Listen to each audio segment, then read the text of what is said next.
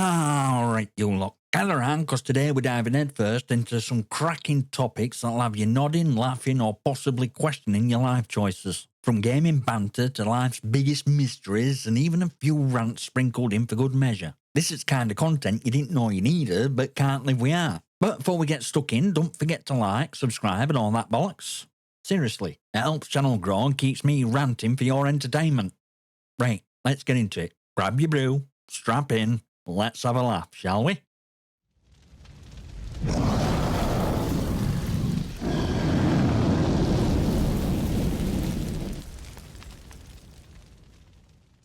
Alright, first up we've got DroneNet on Twitter who says, this week's question, have you been practicing for a private match between better half at country, south, and you cold and snowy boys, girls up north, somewhere past Watford Gap, map stops there. Ah, mate, here we go again with southern superiority complex. You lot down there with your sunny pavements, almond milk lattes, and dreams at running country as if North didn't carry half a year through Industrial Revolution. Honestly, practicing for North versus South private match? I don't need to practice. I'm Northern. Resilience isn't DNA. We fight better winters and worse chip shop queues every day. No training montage needed. But let's talk logistics, shall we? A little North versus South showdown sounds like perfect way to settle this ongoing debate. We'll take snow boots off long enough to show you how real gamers play. You Southerners can bring soft hands and postcode envy to Battlefield. But make sure your Wi-Fi don't collapse under weight or all that smugness. Somewhere past Watford Gap, map stop? Aye, cause down there you've no idea what comes next. Newsflash, it's grit, determination and more pubs than your council planning committee can even comprehend. So no, I haven't been practicing, but I will absolutely make time to crush you lot when arrangements are sorted. Let's get more players involved too. After all, we need witnesses for inevitable moment North Tech's crown. Consider it our charity work, educating you on proper way to win without crying about ping issues. In the meantime, don't forget to practice dodging your quick comebacks. You'll be hearing a lot of them once this game gets going. Stay warm, Southerners, and don't forget your tea breaks. You'll need them. Thanks for the question, mate. Now let's get Tonyist on YouTube who says, in this hypothetical for your pondering, there's bad news, and bad news. Bad news, you've passed. Good news, scientists just determined reincarnation is real. Good news, you only have to do a short stint next go. Bad news, because you have to choose to reincarnate as an insect. Which do you choose? Why? And does that bug you? Tonyist, you philosopher in disguise. First let me say, if bad news is that I've passed, then good news better involve an afterlife with bottomless pints and infinite Wi-Fi. But reincarnating as a bloody insect? That's like being told you've won luxury holiday, only to find out it's 2 weeks in a bin. Still, you got me pondering. After some deep consideration, and possibly too much caffeine, I've made my choice. I'd reincarnate as a praying mantis. Why? Because they're apex predators at Bug World and they've got swagger. Those kung fu arms? Badass. And the mating habits? Let's just say if I'm coming back as a bug, I'm taking bite off more than you can chew lifestyle literally. Go big or go home, right? Plus, mantis has that zen vibe. They sit still, looking all mysterious, like they've got a secret world ain't ready for. That's kind of energy I'm bringing to me next life. Meditative, deadly, and a little unhinged. It's perfect combo. Now does that bug me? Not at all. I mean, sure it's a bit of a downgrade from, being a fully functioning human who doesn't have to worry about getting eaten by a bird mid-lunch. But hey, life's about adapting, right? Or in this case, death's about adapting. Although a short stint, you say. If I'm only doing a quick lap as a bug, I'll be fine. Just long enough to wreck a little mantis chaos, then back to queue for another crack at humanity, or whatever species we've all downgraded to by then. So, Tonyus, there's my answer. Now it's your turn. Which bug are you choosing? And can I count on you to avoid fly swatter in your next life? Thanks for the question, mate. Alright, next up is your boy Ricky123 on YouTube, who says, what is best game you've ever played? It could be 1 year old or 20 years old. By best, I mean which have you had most fun with? Ricky, with dreaded best game question. Like asking a parent to pick the favourite child. Except kids are all screaming at me from different consoles. There's nostalgia, there's adrenaline, there's pure unfiltered fun. So narrowing it down? That's like trying to win a battle royale with a pistol and a prayer.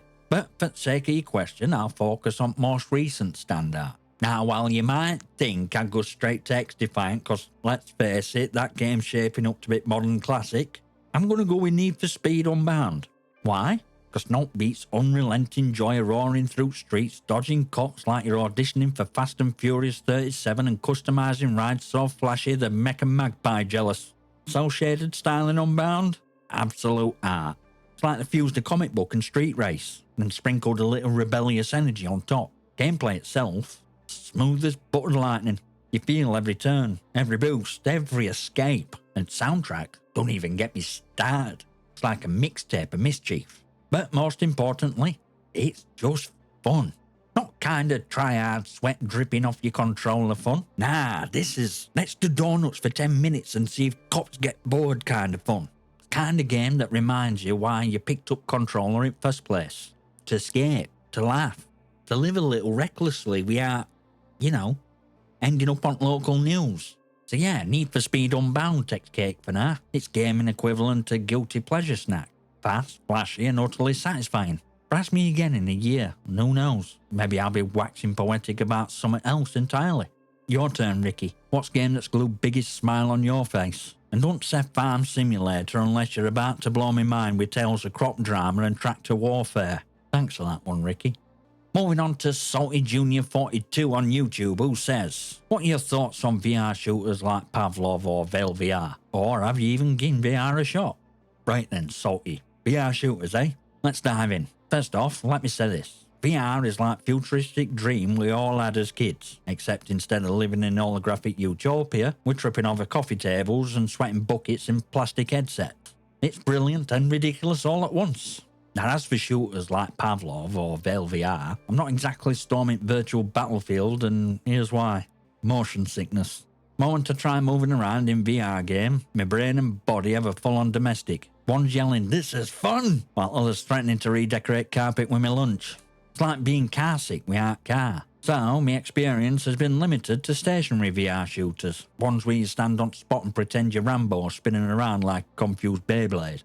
Honestly, it's decent fun, but it's not exactly immersive run and gun experience people rave about. It's like eating chips without salt and vinegar. Satisfying, but, it could be better. But here's twist. I do enjoy other VR games. Beat Saber, for instance, has been my go-to. Perfect combo of rhythm, reflexes, and looking like an absolute lunatic flailing glow sticks around. Then there's Propagation VR, horror shooter that reminds you why you don't play scary games alone in dark. Zombies popping up out of nowhere in full VR? Yeah, no thanks. I'll take my existential dread in smaller doses.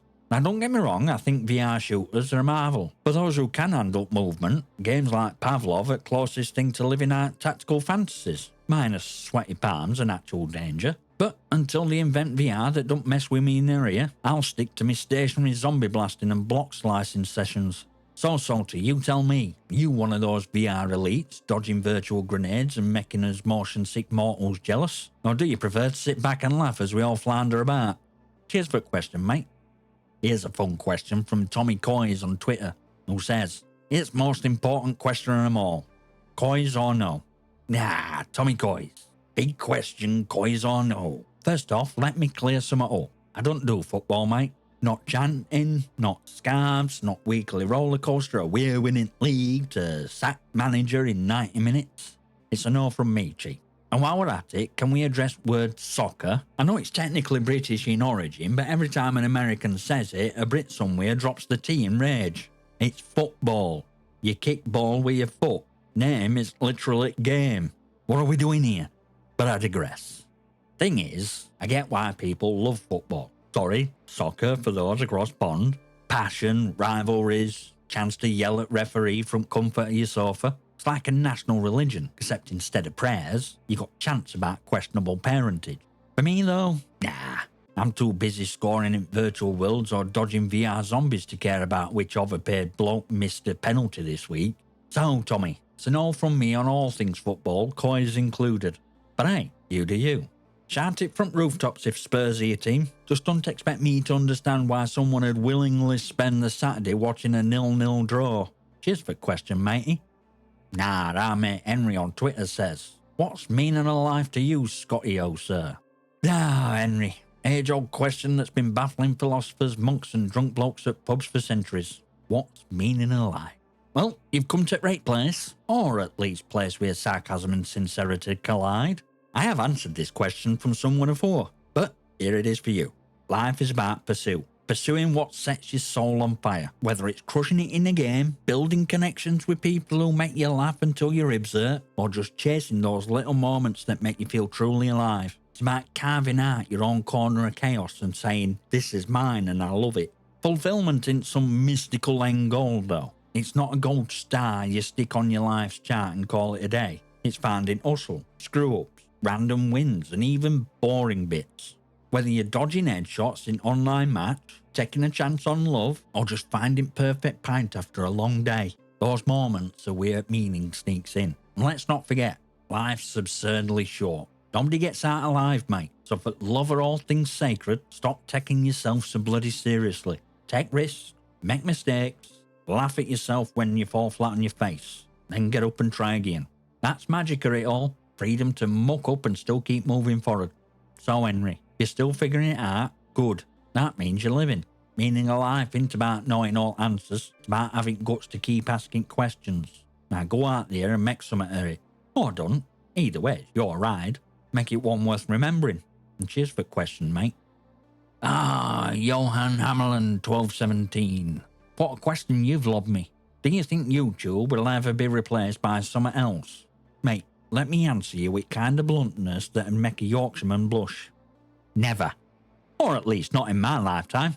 Here's the thing, YouTube isn't just some corner shop on internet where creators flog the wares. It's bloody Tesco Extra at digital age. Massive, monopolistic, and annoyingly convenient. Oh sure, new platforms pop up every other week promising to dethrone mighty YouTube. Remember Vimeo?